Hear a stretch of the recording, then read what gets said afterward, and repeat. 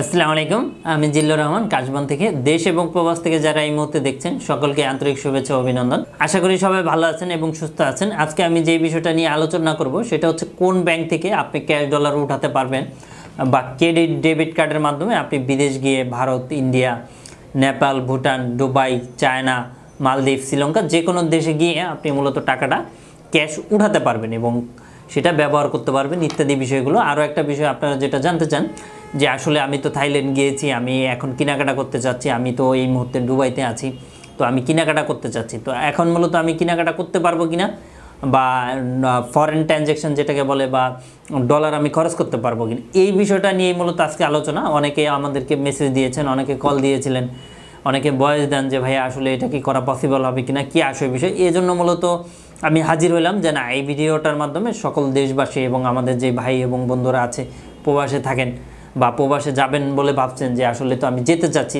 তাদের যদি 1%ও হেল্প হয় তাহলে আমি মনে করি যে না, আমার ভিডিও বা আমি সাকসেস, যে আসলে 1% মানুষকেও আমি জানাতে পেরেছি, আমি দেখাতে পেরেছি, এটা আমার জন্য একটা বড় পাওয়া। তো যাই হোক, কথা না বেরিয়ে চলে আসি মূল ভিডিওতে। আপনারা জানেন যে বিগত দিনে বা গত দিনে এবি ব্যাংক তাদের ডলার ইনভেস্টমেন্ট বন্ধ করে দিয়েছে ডলার সংকটের কারণে মূলত, এবং আপনারা জানেন এর পরবর্তীতে ব্র্যাক ব্যাংকের পরবর্তীতে ইবিএল মানে ইস্টার্ন ব্যাংক লিমিটেড ওরাও বন্ধ করে দিয়েছিল এবং ভবিষ্যতে আরও দুই একটা ব্যাংক বন্ধ করে দিবে, ইতিমধ্যে আপনারা জানেন বা আমরা সকলেই জানি।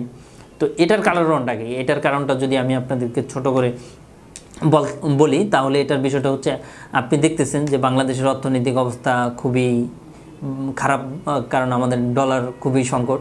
তো এর মধ্যে কিছু অসাধু বিজনেসম্যান অথবা যারা আছে তারা মূলত আপনার হচ্ছে এটা ক্যাশ ডলারটা উঠাই ফেলে, দুবাইতে যায়, দেখা গেল অন্যজনের কার্ড বা কাতারে যায় বা বিভিন্ন দেশে যায়, মানি ডলারিং, হ্যাঁ যেটা বলে আর কি। তো সেক্ষেত্রে দেখা যায় যে বাংলাদেশ সে ডলার সংকট হয়ে পড়তেছে দিন দিন, এবং অন্যান্য বিষয়গুলো আছে। তো যাই হোক, ওই পর্যায়ে না যাই আমরা, যেটা মূল আলোচনা ছিল যে ডলার সংকটের কারণেই মূলত ব্যাঙ্কগুলো বন্ধ করে দিয়েছিল। তো যাই হোক, তবে সেটা হচ্ছে ডেবিট কার্ডে, হ্যাঁ ডেবিট কার্ডে আপনি ক্যাশ কোনো টাকা উঠাইতে পারবেন না বিদেশ যায় এই মুহূর্তে।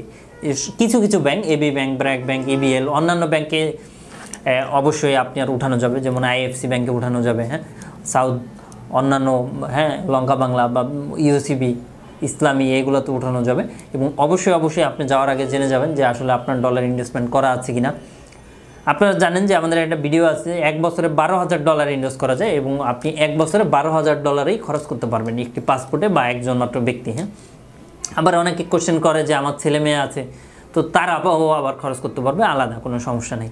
তো যাই হোক না কেন, কিন্তু ক্রেডিট কার্ডে এবি ব্যাংক, ইবিএল, ব্র্যাক, হ্যাঁ এইগুলা ক্রেডিট কার্ডে কিন্তু আপনি ব্যবহার করতে পারবেন। অর্থাৎ ক্রেডিট কার্ড যদি আপনার থাকে সেক্ষেত্রে অবশ্যই আপনি ক্যাশ টাকা উঠাতে পারবেন যে কোনো দেশে পৃথিবীর। হ্যাঁ, তবে এখানে বলে রাখি, ক্রেডিট কার্ডে কিন্তু আপনার ক্যাশ টাকা উঠাইলে 1% মানে 0.75% ইন্টারেস্ট কাউন্ট হবে প্রতিদিন। হ্যাঁ, এটা অবশ্যই উঠাইতে পারেন, আপনি বিপদে পড়ে উঠাতে পারবেন, এটা কিন্তু বন্ধ নাই।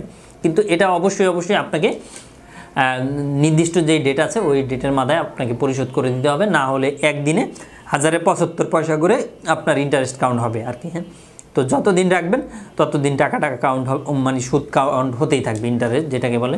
তো এই জন্য রিকোয়েস্ট করবো, আপনারা ক্রেডিট কার্ডের মাধ্যমে অবশ্যই টাকাটা উঠাতে পারছেন এবং যথাসময়ের মধ্যে দিয়ে দিবেন, যতদিন রাখবেন ততদিনের ফি দিতে হচ্ছে।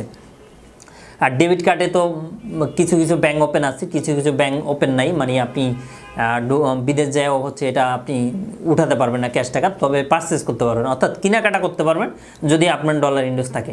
তো আজ এই পর্যন্তই, আবারও দেখা হবে, আবারও কথা হবে। এবং আরও একটা বিষয় বলে রাখি, সেটা হচ্ছে অবশ্যই আপনি যাওয়ার আগে ব্যাংক থেকে ডলার ইনভেস্টমেন্ট করবেন, এরপর আপনি জেনে নেবেন যে আপনার পাসপোর্টটা অ্যাক্টিভ আছে কিনা।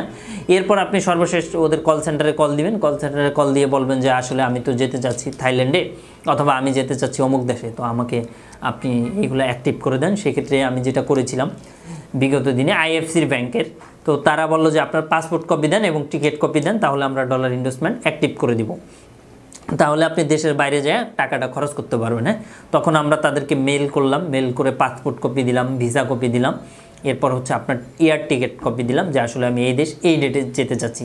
তো পরে ফিরতি মেলের রিপ্লাইতে জানিয়ে দিল যে স্যার আপনার ডলারটা অ্যাক্টিভ, হ্যাঁ কার্ডটা অ্যাক্টিভ, এখন আপনি যে কোনো মুহূর্তে টাকাটা খরচ করতে পারবেন। ক্যাশও উঠাতে পারবেন, কোনো ধরনের কোনো প্রবলেম নেই। এটা বললাম ডেবিট কার্ডের ক্ষেত্রে। হ্যাঁ, ক্রেডিট কার্ডের ক্ষেত্রে সিস্টেমটা অলমোস্ট সেম আর কি। হ্যাঁ, সিস্টেমটা অলমোস্ট সেম, তবে এখানে হালকা পাতলা কিছু পার্থক্য আছে। এটা আপনারা যদি মনোযোগ সহকারে আমাদের ভিডিওটা দেখেন তাহলে আশা করি আপনারা এটা বুঝে যাবেন এবং জেনে যাবেন। তো থ্যাংক ইউ সো মাচ, আজ এই পর্যন্তই। আবারও দেখা হবে, আবারও কথা হবে। এবং আপনারা যদি নিত্য নতুন ভিডিও পেতে চান তাহলে অবশ্যই আমাদের চ্যানেলটা সাবস্ক্রাইব করে রাখুন। এবং আপনারা যদি কোন রিলেটেড ভিডিও পেতে চান, হ্যাঁ, তো সেটা আমাদেরকে কমেন্টে জানিয়ে দেন অথবা SMS-এ জানিয়ে দেন, আমরা ওই রিলেটেড ভিডিও বানানোর চেষ্টা করব। এবং আপনার যদি 1% উপকৃত হয় তাহলে আমরা আসলে বেনিফিটেড, কারণ আমরা খুব কষ্ট করে ভিডিওগুলো বানাই, আপনারা রিকোয়েস্ট করেন এজন্য। তো আপনার যদি অন্য কোনো বিষয় জানার থাকে অবশ্যই আপনি আমাদেরকে জানাবেন, অবশ্যই আমরা এটা অ্যান্সার দিব ইনশাল্লাহ। তো আজ এই পর্যন্তই, আবারও দেখা হচ্ছে। আসসালামু আলাইকুম।